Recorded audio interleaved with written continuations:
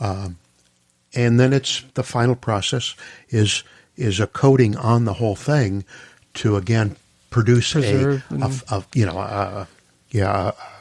filtering to keep the light from fading. Yeah, So, Gotcha. paper for digital printers is has tiny little microscopic holes in it. Okay. So you want to coat that with something so that your biggest deteriorating factor to a photograph isn't the light, it's the air.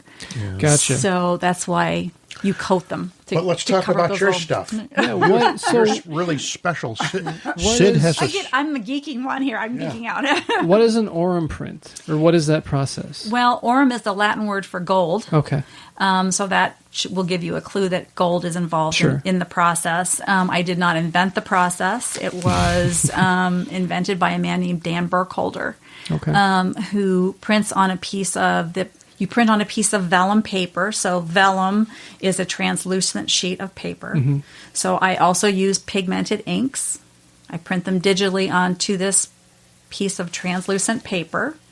And then on the back side of that, so image on the front, Mm-hmm. flip it over. On the back, I put a sizing, which is basically gold leaf glue, right? And you adhere pieces of gold leaf onto the back. And then both the front and the back are coated again with an acrylic, a clear gloss acrylic, which makes that translucent vellum paper even more translucent. So what happens is then you see the gold leaf through the back of the image to the front of the image. Oh, wow. Okay. So it gives it a special aura. It may give it a special feel for the light, depending upon the image. And in my case, I've used, it's actually 24 karat gold leaf. I also use for this exhibit 12 karat white gold, which is basically half yellow fine gold and half silver. Gotcha. Yeah. Okay. So. That sounds like a pretty impressive process. It sounds like you boiled it down to something that I could understand, but it sounds like a very complicated kind of thing. I wish I could say it was complicated. Yeah. I don't think that it is complicated. It's just, for me, I could have done the images any way I wished to do them. But for me, given the theme, it was, again, a choice. There were metaphors to the materials that I used. So gold is the most stable metal that there is, but it's also the softest and most pliable metal there is. There's metaphor galore in that piece in choosing gold. And then choosing the translucent paper was also a metaphor for me. It's that transience of time, you know, that translucence to the paper, seeing, you know, the light through the paper. That's time moving on. It symbolizes that thin veil between life and death, which, you know, you're talking about life after decay. So those were all, it was very important to me to do the images in that process with those materials, because it just spoke to my my frame of mind when I was shooting. It also produces an image that has a dimension that you, instead of looking at a flat surface, it just that back glow and the light hitting the gold, it makes a real three-dimensional feeling of the image. It's a gorgeous process. It sounds fantastic. Let's talk about the exhibit itself that's coming up. Okay. It's the Holland Gallery of Fine Art. Now it mentions there being an interactive component to the exhibit as well. So you have an opening reception where Lois and Rosemarie will read pieces, right. and then there are, I guess, QR codes throughout. And Well, you since can, the poets can't always be there. Yeah, the first choice would be to have them standing there. Just as living exhibit. 8 hours I don't know a day. what else Rosemary and Lois are doing, but they just can't. It's only through the end of March that they would have to stand there. Right. You would think they would go in for that, but they didn't. Sure, yeah, Right. I don't see why not. Yeah, so we went to each poet, and Patrick, with his skills, recorded them reading each of the poems. So the QR code, when you scan it with your phone, will take you to the website, which will then play the recording for you. Oh, cool. So again, we toyed a little bit with, we'll show the poets, we'll actually do like a video, but then we felt that it was best to be able to look at the artwork on the wall, if you're actually there, and then hear the recording of them, each poet reading their own words. So you can get that full experience, just like you would be there, as if you were there on our opening evening. You'll be able to get some of that experience without the Prosecco, but sure. Yeah. There's 14 poems, and we've created 14, I call them modules. You probably have a better word for them. She's wrinkling her nose, so she's got a better word for it. Of the images that go with each selection of the poetry. I call them vignettes. Vignettes. Okay. Vignette is a little prettier than module. Yeah. I could see why you would say vignette. It's the writer in me. I'm sorry. Yeah. So you could stand there and hear Lois reading the section of poetry, and then look while she's reading. Look at the imagery and try and think in your mind what little pieces are popping out of the images that are going with what she's reading. It's really kind of a neat experience. And how did you, during the process of kind of pairing up and responding to work, both for you with their words and them with your photographs, how did that, did you find there was a natural fit for one person responding to a particular photographer? Or did you just know initially who was pairing off with whom? Or No, I think the poets had a lot to do with that.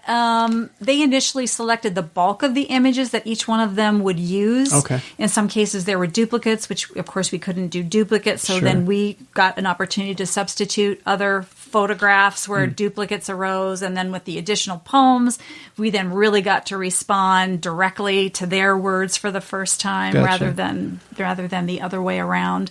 But I think each of them definitely were images that appealed to each of them immediately. Okay. Right? Okay. So there was Patrick, for instance, has an image where it's an abandoned building out at Vulture Mine, and on the wall there's a mirror hanging there. So that immediately grabbed Lois's attention, and she told a whole story about this, this mirror and who inhabited this world. And then there were images that Rosemarie responded to for me that was that were plant-like, water-like, synaptic earth is the name of that one.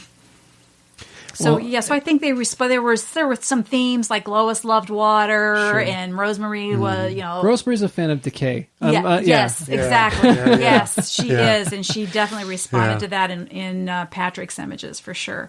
Now this saved me asking the question. Patrick just handed me the accompanying collection that puts the photography with the poems. That was. My next question was, is there a book accompanying this? Yeah.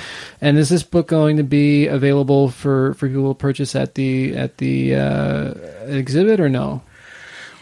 It won't be at opening night. If people are interested, we'll take it from there and see if somebody wants to order. We'll take names basically and and do a print to order kind of thing. Yeah, exactly. Yep. Okay. Yep.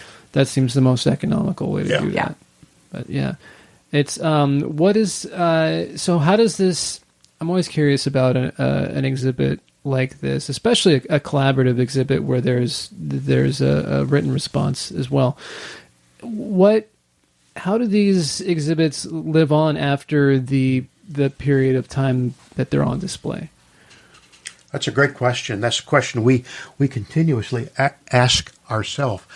This has been an 18-month thing to put this all together, and we would hate for it to go away in 30-ish days with one showing. Right. So we are trying to see if we can get more interest in other galleries or either around town. We're talking to some folks in more distant places too. It's kind of the theme kind of lends itself to this corner of the United States. Right. So New Mexico or even Texas or heaven forbid California may be interested in, So we're looking at writing proposals. There are ways to give it life beyond the Holland Gallery. Right. So yeah, well, so and we're with the multimedia Right. involvement with the recordings of the poets, Right. you can kind of have that travel with it and not Right. have to have them travel with it. Yeah. So, unless they want to, which Sure. would be great. Yeah, and then we also have a dedicated website to geologyofspirit.com. So the recordings are there, the poems are there, the images are there. So that will have an internet life as well. Well, this is fantastic. Thank you guys both for coming in and talking to me. It sounds like a great project. I'm really excited about it. I'm looking forward to seeing it. Thank you. Yeah, thanks so much. Appreciate it. Yeah, absolutely.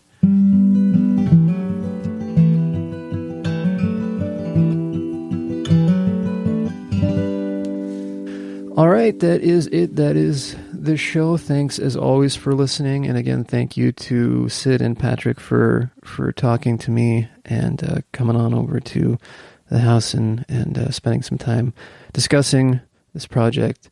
Again, the opening reception for the exhibition rather, is this Saturday, March 9th, 4:30 to 6:30 p.m. It's free. It's at the Holland Gallery of Fine Art. Go check it out. And if you don't already, please subscribe to this show. That way it just shows up in your feed regularly when we post every Monday. And if you could also, while you're hitting that subscribe button, just hit the other tab and leave us a rating and review. The show, leave whatever. And if you would like your review read, then leave one and I'll read it. Otherwise, ratings are fine. They're all very helpful. And you can go to ltdengagementpod.com, hear all the other shows that are available, which is everything except for the first year, which I swear I will at some point have time to put those archive shows in our the Patreon exclusive. So those are there. That's out there. We did go ahead and just release another Apocalyptic Popsicle, which is Patreon exclusive. People who contribute $5 or more per month. So if you're interested in supporting this show and other Hoot and Waddle shows and books and projects and whatnot, go to patreon.com/Hoot and Waddle and do that. I think the Hoot and Waddle Productions thing that follows this actually already mentions that, but never hurts to mention things more than once. And that'll do it for now. See you on down the road.